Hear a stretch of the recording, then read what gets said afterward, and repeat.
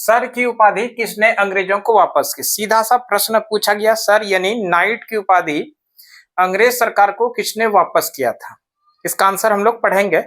उसके पहले ये कहां से रिलेट कर रहा है उसको पहले पढ़ लेते हैं। इसमें कितना प्रश्न बनेगा, इस प्रश्न के पीछे उस प्रश्न को पढ़ लेते हैं, उसके बाद इसका सही आंसर देख लेंगे। ठीक है, सबसे पहले बात करते हैं रॉलेट एक्ट।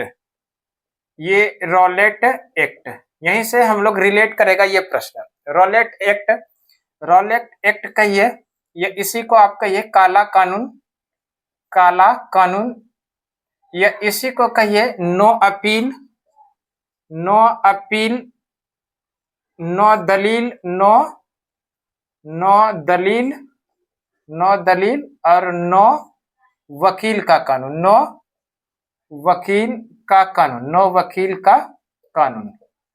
ये आया कब था इसके बारे में पहले पढ़ते हैं।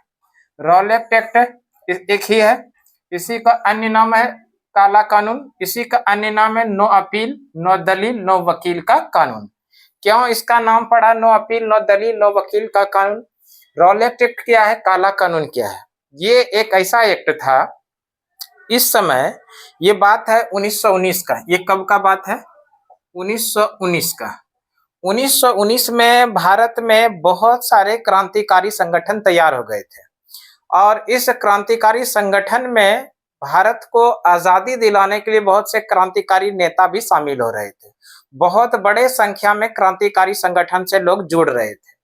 अंग्रेज सरकार को लगा इस तरह का क्रांतिकारी संगठन अगर तैयार हो जाएगा और उन क्रांतिकारी संगठन मिलकर भारत को आजाद करा ले जाएगा। इसी क्रांतिकारी संगठन पर अंकुश लगाने के लिए, क्रांतिकारी संगठन को रोकने के लिए अंग्रेज सरकार के द्वारा एक एक्ट लाया गया जिसका नाम है रॉलेट एक्ट। और ये रॉलेट एक्ट एक तरह से काला कानून था, इसलिए इसका अन्य नाम क्या हुआ, काला कानून। और इसी को, इस रॉलेट एक्ट के द्वारा जिनको गिरफ्तार किया जाता था उसके लिए उन्होंने किसी भी तरह का कोई ना तो वकील रख सकते थे ना तो अपील कर सकते थे, इसलिए इसका नाम पड़ा नो अपील, नो दलील, नो वकील का कानून। ये भारत में आया कब?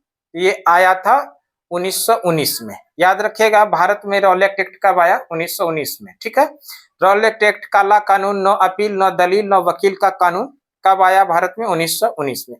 इसी रॉलेट एक्ट के द्वारा दो क्रांतिकारी नेता को गिरफ्तार किया गया था जिसका नाम था डॉक्टर सैफुद्दीन, डॉक्टर सैफुद्दीन, सैफुद्दीन, और एक नाम था किचलू। इन दोनों क्रांतिकारी नेताओं को किसके द्वारा गिरफ्तार किया गया था? एक था डॉक्टर सैफुद्दीन किचलू और एक सैफुद्दीन किचलू और एक सत्यपाल। ये दो लोग थे, एक सैफुद्दीन किचलू थे, दूसरे थे सत्यपाल। इन दोनों लोगों को इसी रॉलेट एक्ट यानी काला कानून के द्वारा गिरफ्तार करके जेल के अंदर रख दिया, बंद कर दिया था। किस कानून के द्वारा? तो रॉलेट एक्ट के द्वारा। किनको गिरफ्तार किया था? डॉक्टर सैफुद्दीन किचलू और डॉक्टर सत्यपाल को। अब क्या हुआ, ये डेट है 13 अप्रैल 1919 का। 13 अप्रैल 1919, 13 अप्रैल 1919 को एक मेला का आयोजन होता था अमृतसर के जलियांवाला बाग में। अमृतसर, अमृतसर में एक बाग है जिसका नाम है जलियांवाला बाग। क्या नाम है? जलियांवाला बाग। इस जलियांवाला बाग में प्रत्येक वर्ष बैसाखी के अवसर पर एक मेला का आयोजन होता था और इसी क्रम में 13 अप्रैल 1919 में उस बैसाखी का मेला का आयोजन किया जा रहा था। और ये कहां पर? अमृतसर के जलियांवाला बाग में। ये एक पार्क था और इसी जलियांवाला बाग पार्क में जब 13 अप्रैल 1919 को बैसाखी मेला का आयोजन किया जा रहा था, इसी मेला में आकर अंग्रेजों के द्वारा, जनरल डायर के द्वारा यहाँ पर गोलियों की बौछार की जाती है। और जब गोलियां चलाई जाती है तो लोग, जितने लोग की गोली से नहीं मरते उससे ज्यादा लोग वहां से भगदड़ में मारे जाते हैं, कई कुआं में गिर जाते हैं। इस तरह से प्रत्यक्षदर्शियों के अनुसार लगभग हजारों लोगों की मृत्यु हुई थी। ये घटना कहलाता है जलियांवाला बाग हत्याकांड। इसको क्या कहा जाता है? ये इतिहास में कहा जाता है जलियांवाला बाग हत्याकांड, जलियांवाला बाग हत्याकांड, जलियांवाला बाग हत्याकांड, जलियांवाला बाग हत्याकांड, जलियांवाला बाग हत्याकांड इसको कहा जाता है। इसको भी याद रखिएगा, ये क्या कहा जाता है? जलियांवाला बाग हत्याकांड। कब हुआ था? 13 अप्रैल 1919 को हुआ था। और ये जो है इसी का अन्य नाम है खूनी रविवार, खूनी रविवार, खूनी रविवार। इसको यहाँ से इस तरह से प्रश्न पूछा जाता है कि भारतीय इतिहास में खूनी रविवार की घटना कब घटित हुई थी? और यहाँ पर आपको ऑप्शन में दिया रहेगा 13 अप्रैल 1919, तो उसको आप लोगों को आंसर कर देना है। 13 अप्रैल 1919 को बैसाखी का जब मेला का आयोजन किया गया था उस अमृतसर के जलियांवाला बाग में, उसी जलियांवाला बाग अमृतसर का जो जलियांवाला बाग था, मेला के बीच में ये जो सत्यपाल और सैफुद्दीन किचलू को गिरफ्तार किया गया था, इसके विरोध के लिए वहां पे कुछ लोग एक आम सभा का आयोजन किया था। और यहाँ पर अंग्रेजों को लगा कि मेरे ही खिलाफ साजिश की जा रही है, जिनके खिलाफ जाकर के वहां पर उन्होंने क्या किया? गोलियां चला दी। और गोलियां से जो लोग मरे, कम ही लोग मरे, उससे ज्यादा लोग जो है वहां पर जो है भगदड़ के कारण बहुत सारे लोग की मृत्यु हो गई और कुछ लोग तो कुएं में गिर गए, जिससे उनकी मृत्यु होगी। लगभग हजारों लोगों की मृत्यु हो गई थी। ये घटना भारतीय इतिहास में जलियांवाला बाग हत्याकांड के नाम से जाना जाता था। और उस दिन रविवार का दिन था, इसलिए इसको खूनी रविवार के नाम से भी भारतीय इतिहास में जानते हैं। और इसी जलियांवाला बाग हत्याकांड के विरोध में गांधी जी के द्वारा एक आंदोलन किया जाता है जिसका नाम है असहयोग आंदोलन, असहयोग आंदोलन, असहयोग आंदोलन, असहयोग आंदोलन।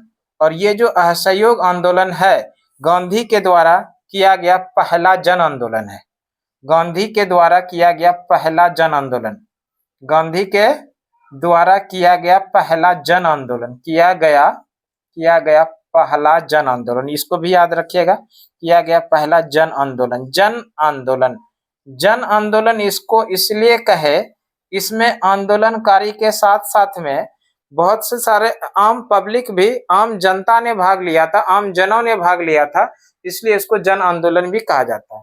गांधी के द्वारा किया गया पहला जन आंदोलन कौन सा था? असहयोग आंदोलन। ये कब किया गया? 1920 में किया गया। और इसी 1920 में जब असहयोग आंदोलन चल रहा था, इसी समय इसी असहयोग आंदोलन के दरमियान रविंद्रनाथ टैगोर, किसने? रविंद्रनाथ टैगोर, रविंद्रनाथ टैगोर ने सर यानी नाइट की उपाधि अंग्रेज सरकार को वापस कर दिया। इसको याद रखिएगा, सर यानी नाइट की उपाधि अंग्रेज सरकार को वापस कर दिया। किसने? तो रविंद्रनाथ टैगोर ने। अब प्रश्न क्या था? सर की उपाधि किसने अंग्रेजों को वापस की? सर की उपाधि अंग्रेजों को जो वापस किया था वो रविंद्रनाथ टैगोर ने किया था, रविंद्रनाथ टैगोर। तो इसका सही आंसर क्या गया? रविंद्रनाथ टैगोर। रविंद्रनाथ टैगोर ने सर यानी नाइट की उपाधि अंग्रेज सरकार को वापस कर दिया। ठीक है, अब थोड़ा सा बात कर लेते हैं रविंद्रनाथ टैगोर के बारे में। इसी रविंद्रनाथ टैगोर को गुरुदेव के नाम से भी जानते हैं। यहाँ से अगर प्रश्न पूछा जाएगा आप लोगों को कि गुरुदेव किनका उपनाम है, तो गुरुदेव उपनाम है रविंद्रनाथ टैगोर का। और रविंद्रनाथ टैगोर जो है भारत का जो राष्ट्रीय गान है जन गण मन, इसके लेखक कौन है? यही रविंद्रनाथ टैगोर है। और साथ ही साथ भारत के राष्ट्रगान के साथ साथ इन्होंने बांग्लादेश के राष्ट्रगान को भी लिखा है, बांग्लादेश का राष्ट्रगान, इसको भी याद रखिएगा, बांग्लादेश का राष्ट्रगान, बांग्लादेश का राष्ट्रगान। बांग्लादेश का जो राष्ट्रगान है, बांग्लादेश का राष्ट्रगान है अमार सोनार बंगलो, अमार सोनार बंगलो, अमार सोनार बंगलो, बंगलो, इसको भी याद रखिएगा, अमार सोनार बंगलो। ये बांग्लादेश का राष्ट्रीय गान है और इसके भी लेखक कौन है? रविंद्रनाथ टैगोर। और भी प्रश्न बनेगा रविंद्रनाथ टैगोर से संबंधित यहाँ पर। ये जो सवाल है बेहद इंपॉर्टेंट, याद रखिएगा।